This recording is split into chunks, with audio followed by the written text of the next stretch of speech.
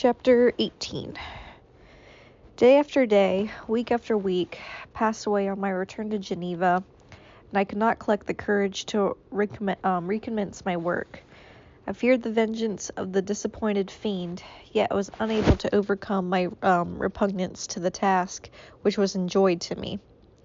I found that I could not compose a female without again devoting several months to profound study and laborious disquisition.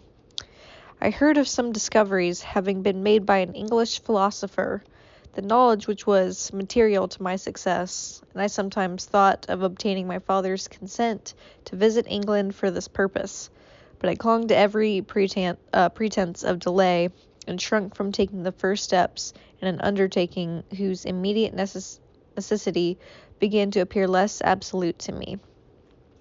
A change, indeed, had taken place in me. My health, which had hitherto declined, was now much restored, and my spirits, when unchecked by the memory of unhappy promise, rose proportionably. My father saw this change with pleasure, and he turned his thoughts towards the best method of eradicating the remains of my melancholy, which every now and then would return by fits, with a devouring blackness overcast the approaching sunshine. At these moments, I took refuge in the most perfect solitude. I passed whole days on the lake alone in a little boat, watching the clouds and listening to the rippling of the waves, silent and listless. But by the fresh air and bright sun seldom failed to restore me to some degree of composure, and on my return, I met the salutations of my friends with a readier smile and more cheerful heart. It was after my return from one of these rambles that my father, calling me aside, thus addressed me. "I am happy to remark, my dear son, that you have resumed your former pleasures and seem to be returning to yourself. And yet you are still unhappy and still avoid our society. For some time I was lost in conjectures as to the cause of this, but yesterday an idea struck me, and it is well founded. I conjure you to avow it. Reserve on such a point that would be only useless, but draw down treble misery on all of us." I trembled violently at this exordium, and my father continued, "I confess, my son, that I have always looked forward to your marriage with our dear Elizabeth." What? I get that they're not technically blood, but that's weird. I thought they had like a brother-sister thing going on. I didn't realize they were like also kind of hot for each other. "I confess, my son, that I have always looked forward to your marriage with our dear Elizabeth as the tie of our domestic comfort and the stay of my declining years. You were attached to each other from your earliest infancies. You studied together and appeared in dispositions and tastes entirely suited to one another. But so blind is the experience of man that what I conceive to be the best assistance to my plan may have entirely destroyed it. You, perhaps, regard her as your sister, without any wish that she might become your wife. Nay, you may have met with another whom you may love, and considering yourself as bound in honor to Elizabeth, the struggle may occasion the poignant misery which you appear to feel. My dear father, reassure yourself. I love my cousin tenderly and sincerely. I never saw any woman who excited me as Elizabeth does. My warmest admiration and affection. My future hopes and prospects are entirely bound in the expectation of our union. The expressions of your sentiments of this subject, my dear Victor, gives me more pleasure than I have for some time experienced. If you feel thus, we shall assuredly be happy. However, present events may cast a gloom over us. But it is this gloom which appears to have taken so strong a hold on your mind that I wish to dissipate it. Tell me, therefore, whether you object to immediate solemnization of the marriage. We have been unfortunate and recent events have drawn us from that everyday tranquility befitting my years of infirmities. You are younger, yet I do not suppose possessed as you are of competent fortune, that an early marriage would at all interfere with your future plans of honor and utility that you may have formed.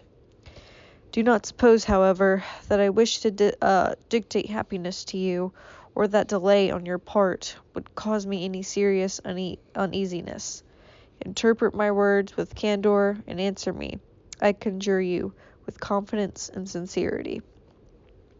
I listened to my father in silence, and remained for some time incapable of offering any reply. I revolved rapidly in my mind a multitude of thoughts, and endeavored to arrive at some conclusion. Alas, to me, the idea of an immediate union with my Elizabeth was one of horror and dismay. I was bound by a solemn promise which I had not yet fulfilled, and dared not break, or if I did, what manifold miseries might not impede over me and my devoted family. Could I enter into a festival with this deadly weight yet hanging around my neck and bowing me to the ground?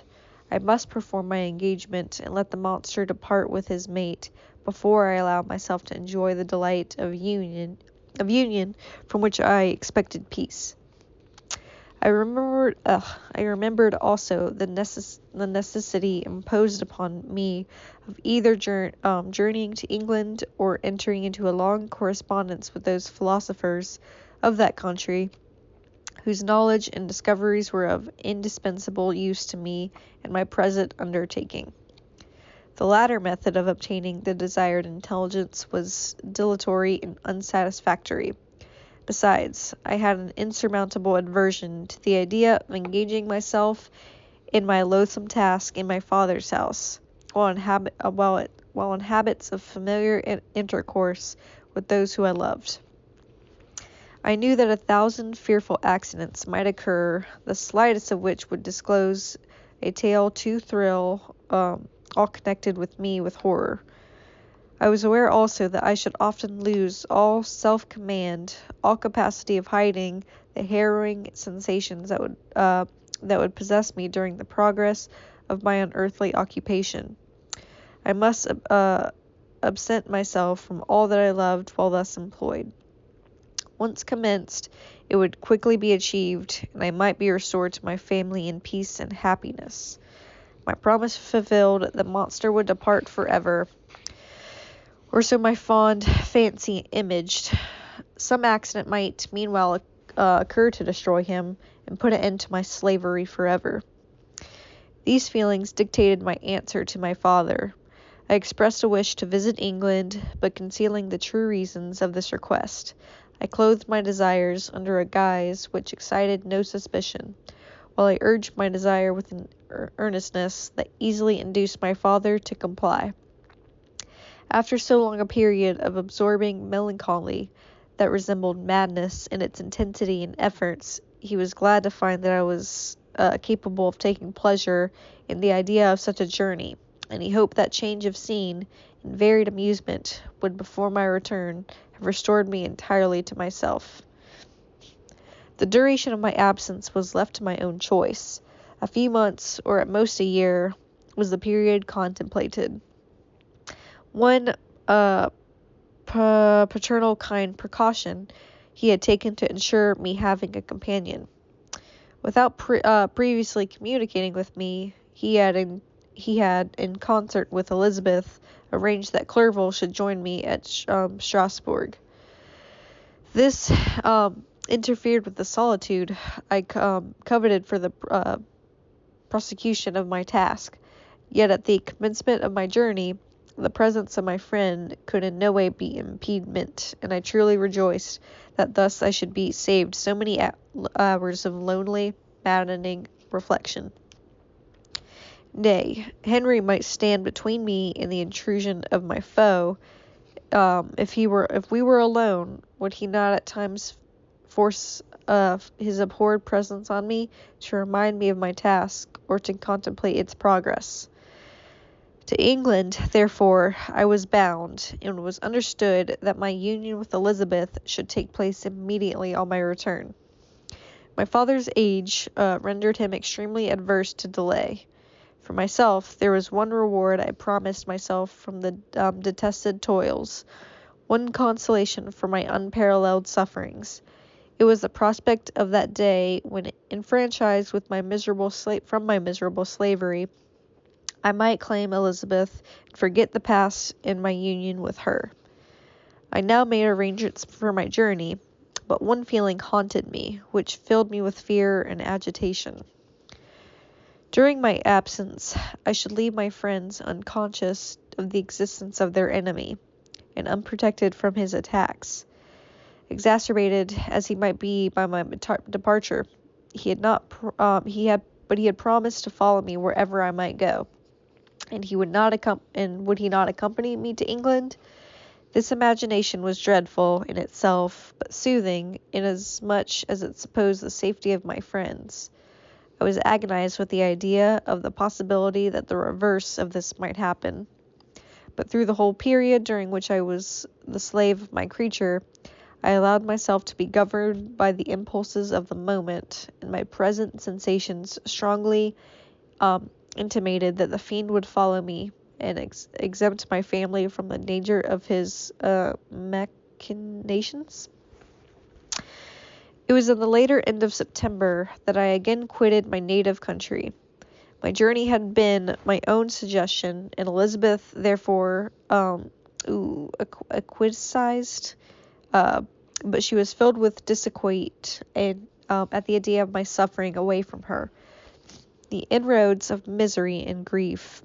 It had been her care which provided me a companion in Clerval, yet a man is blind to 1,000 minute circumstances which call forth a woman's sedulous attention.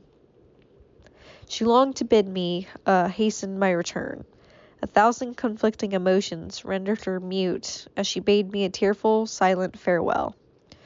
I threw myself into the carriage that was to convey me away, hardly knowing whither I was going and careless of what was passing around. I remembered only it was with a bitter anguish that I reflected on it to order that my chemical instruments should be packed to go with me. Filled with dreary imaginations, I passed through many beautiful and majestic scenes, but my eyes were fixed and unobserving. I could only think of the bourne of my travels and the work which was to occupy me whilst they endured. After some days spent in listless indolence, during which I traversed many leagues, I arrived at Strasbourg, where I waited 2 days for Clerval. He came. Alas, how great was the contrast between us! He was alive to every new scene, joyful when he saw the beauties of the setting sun, and more happy when he beheld it rise and recommence a new day. He pointed out to me the shifting colors of the landscape and the appearances of the sky. "This is what it is to live," he cried. "Now I enjoy existence. But you, my dear Frankenstein, wherefore are you desponding and sorrowful?" In truth, I was occupied by gloomy thoughts, and neither saw the descent of the evening star, nor the golden sunrise reflected in the Rhine. And you, my friend, would be far more amused with the journal of Clerval, who observed the scenery with an eye of feeling and delight, than in listening to my reflections. I am a miserable wretch, haunted by a curse that shut up every avenue to enjoyment. We had agreed to descend to the Rhine in a boat from Strasbourg to Rotterdam, whence we might take shipping for London. During this voyage, we passed many willowy islands and saw several beautiful towns. We stayed at Mannheim, and on the 5th from our departure from Strasbourg, arrived at Mainz. The course of the Rhine below Mainz becomes much more picturesque. The river descends rapidly, and the winds below hill, not high, but steep, and of beautiful forms. We saw many ruined castles, standing on the edges of precipices, surrounded by black woods, high and inaccessible. This part of the Rhine indeed presents a singularly variegated landscape. In one spot, you view rugged hills, ruined castles overlooking tremendous precipices, with the dark Rhine rushing beneath, and on the sudden turn of promontory, flourishing vineyards with green sloping banks and a meandering river, and populous towns occupy the scene. Sidetrack, but I feel like my vocabulary is getting so much better, having to fucking read these crazy ass words again. I feel so smart. Okay. We traveled at the same time of the vintage and heard the song of the laborers as we glided down the stream. Even I, depressed in mind and my spirits continually agitated by gloomy feelings, even I was pleased. I lay at the bottom of the boat, and as I gazed on the cloudless blue sky, I seemed to drink in a tranquility to which I had been a stranger. And if these were my sensations, who can describe those of Henry? Who the fuck is Henry? Oh, Clerval. That's his name. Okay. He felt as if he had been transported to fairyland and enjoyed a happiness seldom tasted by man. I have seen, he said, the most beautiful scenes in my own country. I have visited the lakes of Lucerne and Uri, where the snowy mountains descend almost perpendicularly to the water, casting black and impenetrable shades, which would cause a gloomy and mournful appearance, were it not for the most verdant islands that relieve the eye by their gay appearance. I have seen this lake agitated by the tempest, when the wind tore up whirlwinds of water and gave you an idea of what the waterspout must be on the great ocean, and the waves dashed with fury on the base of the mountain, where the priest and his mistress were overwhelmed by an avalanche, and where their dying voices are still said to be heard amid the pauses of the nightly wind. I have seen the mountains of La Valse and the Pays de Vaud, but this country, Victor, pleases me more than all of these wonders. The mountains of Switzerland are more majestic and strange, but there is a charm in the banks of this divine river that I never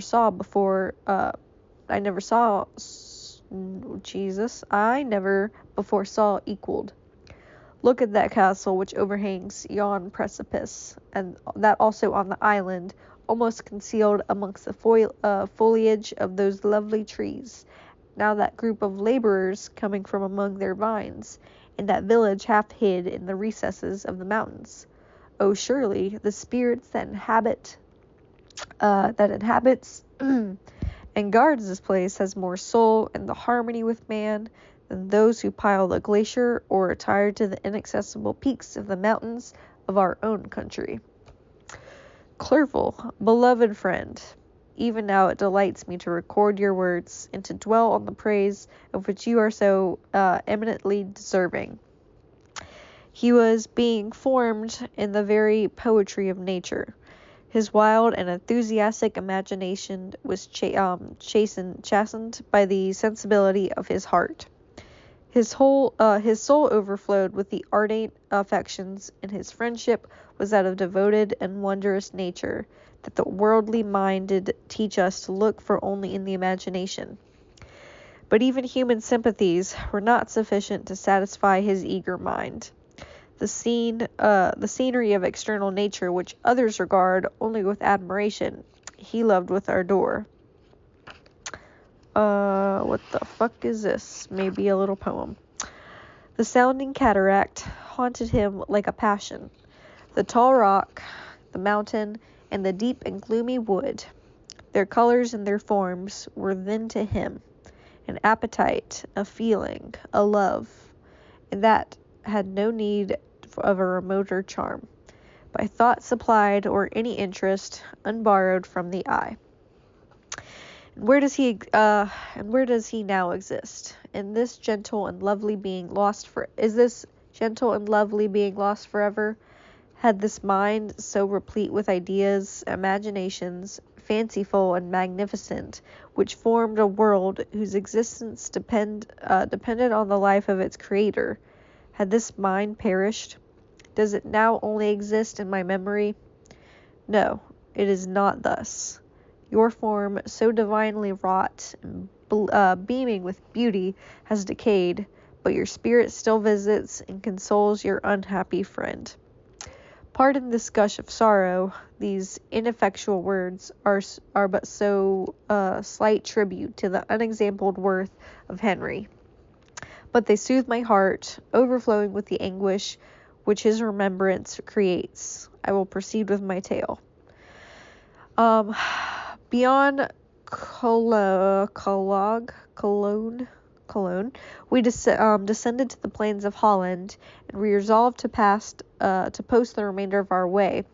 But the wind was contrary, and the stream of the river was too gentle to aid us. Our journey here lost the interest arising from beautiful scenery, but we arrived in a few days at Rotterdam, whence we proceeded by sea to England.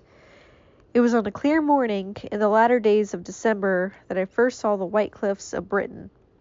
The banks of the Thames presented a new scene, but they were flat but fertile, and almost every town was marked by the remembrance of some story. We saw Tilbury Fort, and remembered the Spanish Armada, Gravesend, Woolwich, and Greenwich, places which I had heard of even in my country. At length we saw the numerous steeples of London, St. Paul's towering above all, and the tower famed in English history.